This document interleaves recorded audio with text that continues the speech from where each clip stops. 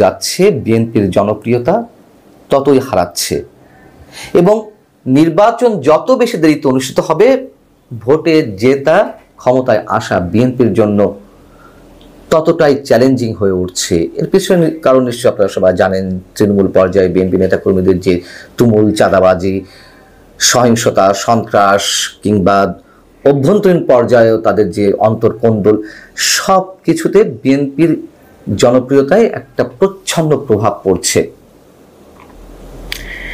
এর বাইরে সাধারণ মানুষের একটি অংশ বিএনপির উপরে বেজায় ক্ষুব্ধ, কারণ বর্তমান অন্তর্বর্তী সরকারের মেয়াদ বা বয়স 8 মাসেরও বেশি সময় হয়ে গেলেও বিএনপি এমন কোনো কর্মসূচি পালন করতে পারেনি যার মধ্য দিয়ে নির্বাচনের একটা রোডম্যাপ বের করে নিয়ে আসতে পারে। হয়তো তাদের কোনো কোনো কৌশলে, কোনো কোনো চাপে সরকার অনেক কিছু থেকে দূরে সরে গেছে, সংবিধান ছুঁড়ে ফেলা থেকে কিংবা গণপরিষদ নির্বাচন, ভোট ইত্যাদিতে আরো অনেক কিছু, কিন্তু মূল জায়গাটাতে আসলে বিএনপি কতটুকু তার পারদর্শিতা পরিচয় দিচ্ছে সে প্রশ্ন অনেক বড়। এবং পাশাপাশি একটি কেউ প্রকাশ্যে স্বীকার করুক আর না করুক, সরকারের সমর্থক বিরোধী সব পক্ষই এখনো পর্যন্ত ভারতের দিকে তাকিয়ে আছে। ভারত কি করতে চাইছে, শেষ পর্যন্ত কোন খেলা খেলতে চাইছে, এবং সেই জায়গা থেকে যদি আমরা বিএনপির জায়গাটা একটু পরিষ্কার করার চেষ্টা করি যে বিএনপির প্রতি ভারতের দৃষ্টিভঙ্গি কি, ভারত কি চাইছে অথবা বিএনপি কি চাইছে। আমরা দেখছি বিএনপি কখনো কখনো বিএনপি নেতাদের কেউ কেউ তুমুলভাবে ভারত বিরোধিতা করছেন, আবার কেউ কেউ নরম সুরে কথা বলছেন ভারতের বিরুদ্ধে। এরও কারণ আছে, তার কারণ ভারত বিরোধিতা বাংলাদেশে এমন পর্যায়ে পৌঁছেছে যে বিএনপির উপায় নেই ভারতের পক্ষে একচেটিয়া কথা বলার। আবার আমরা দেখছি যে চীনের প্রতি বিএনপির ঝুঁকে পড়া, তার মানে বিএনপি দু নৌকায় পা দিয়ে আছে, দুই নৌকায় পা দিয়ে আসলে তো লক্ষ্যে যাওয়া যায় না, এটা তো চরম বাস্তবতা।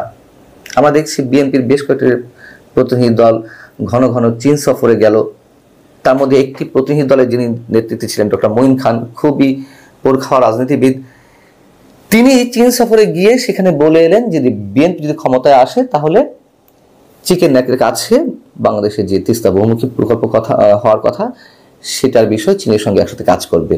এটা বলে চরম ভুল করেছে সম্ভবত। এখন বিষয় হচ্ছে যে ভারত কি চাইছে বিএনপির উপর আস্থা রাখতে পারছে, অথবা তাদের ভেতরে কোনো আলোচনা চলছে কিনা। আলোচনা কতটুকু চলছে তা আমরা অনেকখানি আন্দাজ করতে পারি, এবং বিভিন্ন মাধ্যমে আমি যেটুকু জানতে পারছি ভারত কিন্তু বিএনপির প্রতি আস্থা স্থাপনের যথেষ্ট চেষ্টা করছে। বিএনপির কাছ থেকে তারা বিশ্বাসযোগ্যতা পাওয়ার একটা চেষ্টা করছে, এবং এরকম একটি কথা প্রচলিত তো আছে যে ভারত তার সব ডিম শুধু একটি ঝুড়িতেই সবসময় রাখতে চেয়েছে, সে হচ্ছে আওয়ামী লীগের ঝুড়িতে। এবং দিল্লির যুক্তি হচ্ছে যে না, তারা এটা চায়নি, তবে তাদের স্বার্থের কারণেই বা বিএনপি শাসন আমলে তাদের যে তিক্ত অভিজ্ঞতা সেই জায়গা থেকে হয়তো এই কথাটা ঠিক, উপায় নেই। তার কারণ বিএনপি যখনই ক্ষমতায় এসেছে ভারত বিরোধিতা তাদের রাজনীতির অন্যতম একটি পুঁজি হয়ে উঠেছে এবং সেই ধরনের কাজই চলেছে। তবে বিএনপির যুক্তি হচ্ছে না, তারা ভারত বিরোধিতা করেনি, তারা চায়নি নতজন কোনো পররাষ্ট্রনীতি অবলম্বন করতে, অথবা দ্বিপাক্ষিক সম্পর্কের ভিত্তিতে দুই রাষ্ট্রের সমান মর্যাদার দিকেই তারা নজর দিয়েছে, এটি বিএনপি নেতারা বলে থাকেন।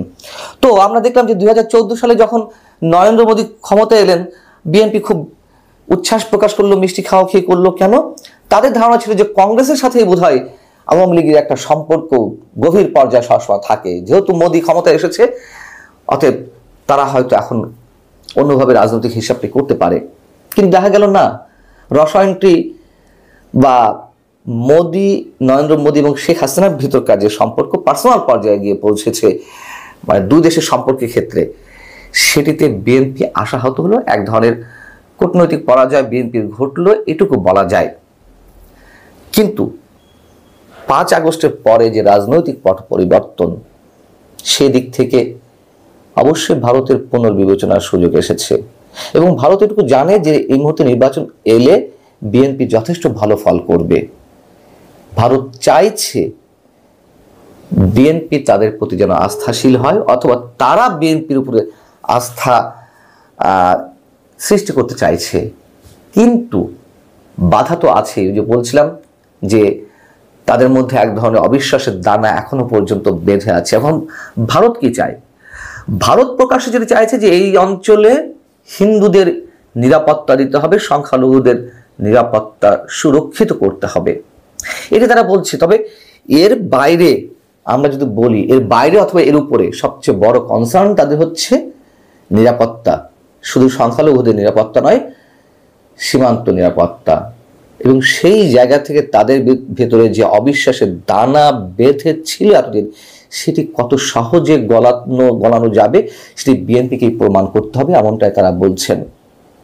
এবং জামাতের সাথে বিএনপির যে সখ্যতা ছিল, অন্তরঙ্গ মুহূর্ত ছিল, অন্তরঙ্গ সম্পর্ক, সেটির বিচ্ছেদ ঘটেছে, সেটি ভারতের মধ্যে আশার আলো জাগিয়েছে।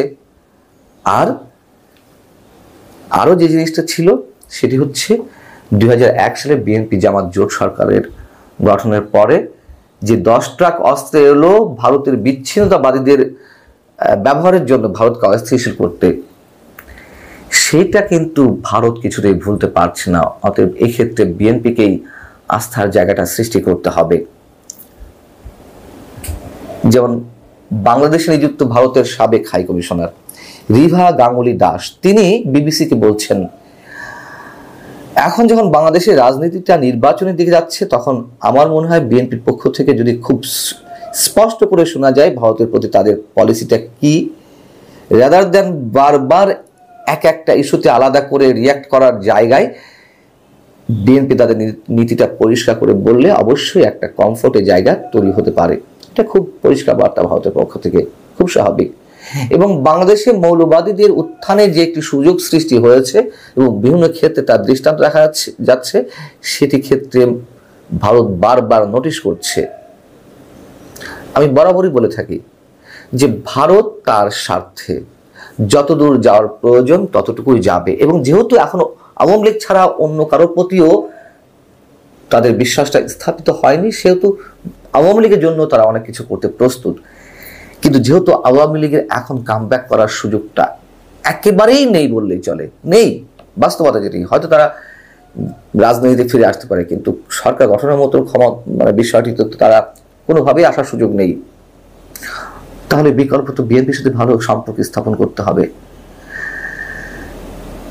এবং তাদের কনসার্নের অংশ হিসেবে যেটি বলছিলাম, নিরাপত্তা, সীমান্ত নিরাপত্তা, যেহেতু 7 সিস্টার্স নিয়ে এর মধ্যে অনেক পানি ঘোলা করা হয়েছে, উপদেষ্টা পরিষদের কারোর হুঙ্কার কিংবা আমাদের প্রধান উপদেষ্টার যে মন্তব্য চীনের প্রতি, যে ভারতের 7 সিস্টার্স অঞ্চল চীনের সম্প্রসারিত অর্থনীতির একটা ক্ষেত্র হতে পারে, এগুলো তো ভারত নিশ্চয় ভালো চোখে নেয়নি।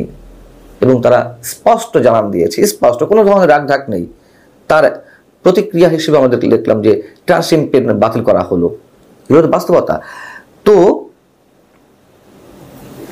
সেই জায়গায় এসে ভারত যেমন এগিয়ে আসতে চাইছে বিএনপির প্রতি নমনীয় ভাব নিয়ে, এখন বিএনপি কি করবে এটি বিএনপিকেই ভাবতে হবে।